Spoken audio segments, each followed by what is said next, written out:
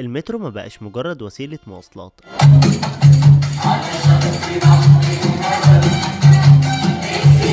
ده بقى مسرح مفتوح في محطة هليوبلس بالخط الثالث. شفنا مشهد غريب، الركاب اتفاجئوا بعروض مبهجة لفرقة أطفال وطلائع الأنفوشي للفنون الشعبية. العيال الصغيرين بهدوم العرض الملونة ورقصاتهم الإسكندرانية الأصيلة خطفوا الأنظار، والجو العام اتحول لمهرجان في قلب المحطة. العرض ده ما جاش بالصدفة، لأن دي احتفال وزارة الثقافة بالذكرى ال 44 لتحرير سيناء، والهدف من الحركة دي هو العدالة الثقافية. يعني الفن يجيلك لحد عندك وانت رايح شغلك او راجع حتى لبيتك، مش لازم تروح الاوبرا علشان خاطر تستمتع. الجميل في الموضوع هو بروتوكول التعاون بين وزارة الثقافة والنقل اللي بيخلي المحطات الكبيرة مكان لتعزيز هويتنا وتوعية الناس بالفنون الشعبية وسط الزحمة. فانت بقى لو كنت محظوظ وعديت من هليوبلس وقتها، اكيد يومك بدأ بضحكة وطاقة ايجابية من ولاد الانفوشي اللي شرفونا في قلب القاهرة. مبادرة زي دي بتثبت ان الفن الحقيقي مكانه وسط الناس مش ورا الحيطان.